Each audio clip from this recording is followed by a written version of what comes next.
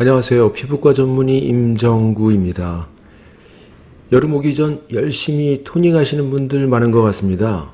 토닝할 때 어떤 레이저로 하느냐 고민되시죠? 핸드폰 사실 때 4G를 살 거냐 5G를 살 거냐 고민이 나시는 것처럼 말이죠. 오늘은 레이저 많이 하시는 분들도 잘 모르는 피코초 레이저냐 나노초 레이저냐에 대해서 알려드릴게요. 아직도 피부과에 피코초 레이저가 없는 곳이 많거든요. 가격이 억대가 넘어가니 성능이 좋아도 구비하기는 어려운 게 현실입니다. 자동차 사실 때 경운기 살까 승용차 살까 고민하시나요? 지금은 당연히 승용차 사실 겁니다. 그런데 말이죠. 아직도 농사 짓는 시골에선 경운기가 필수품입니다. 다 사용처가 다르니 말이죠. 그런데 탈 것으로 사용하기에는 승용차가 역시 좋은 것 같습니다. 좀 비싸서 문제지만요.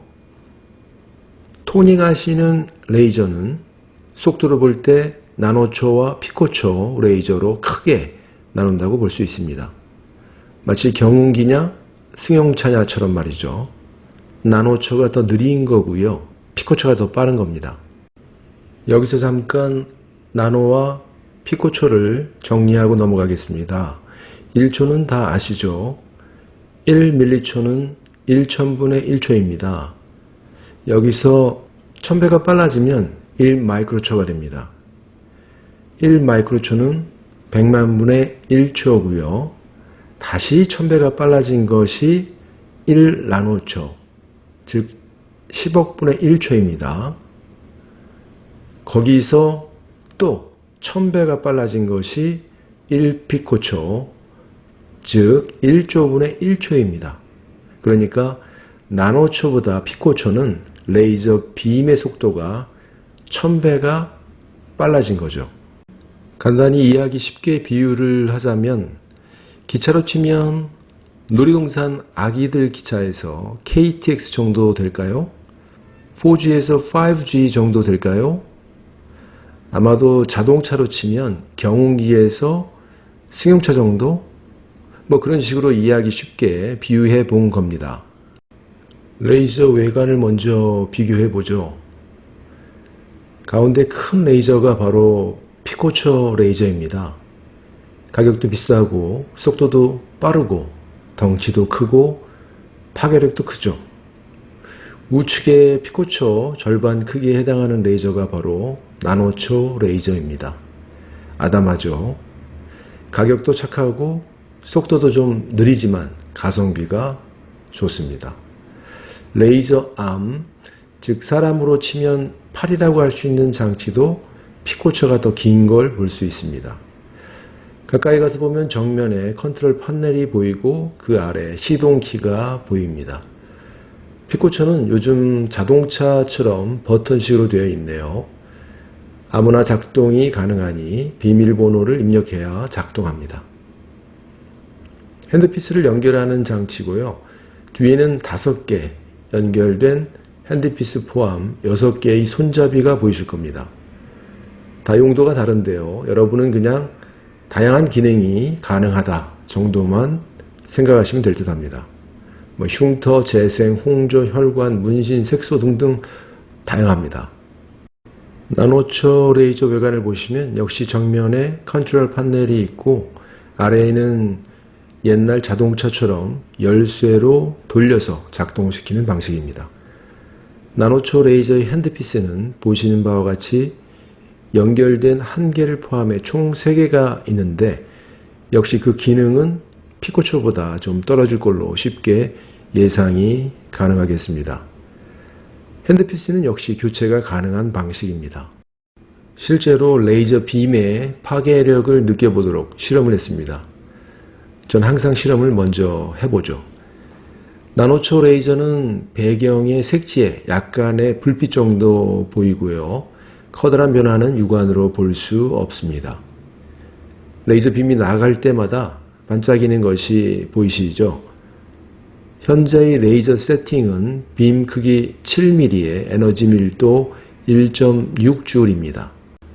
피코초 레이저 역시 7mm 빔 크기에 가장 많이 토닝에 이용하는 0.6G에 해당하는 세팅 값입니다.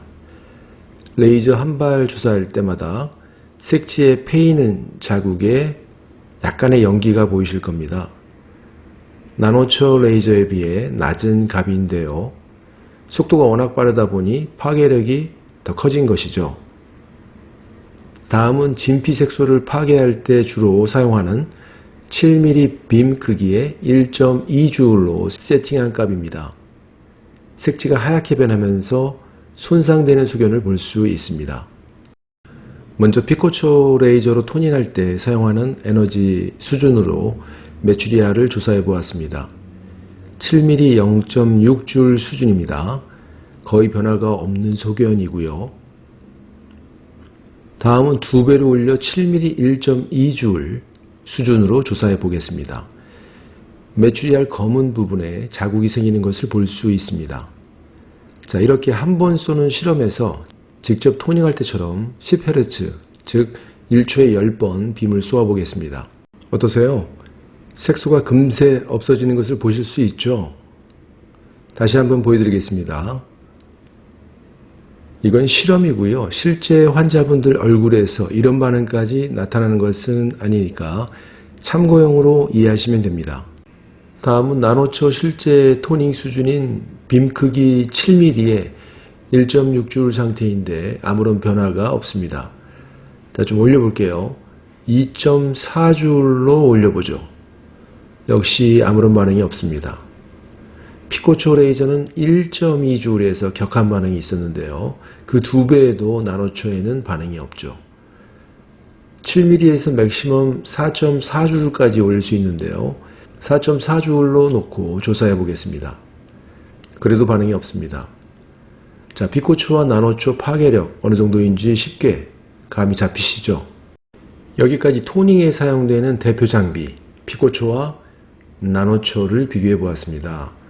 그 파괴력은 엄청 차이가 납니다. 그런데 이 장비의 사용자 실력에 따라서 토닝 결과는 천차만별입니다. 적재적소에 장비를 쓸 줄 아는 사람이 바로 전문가죠.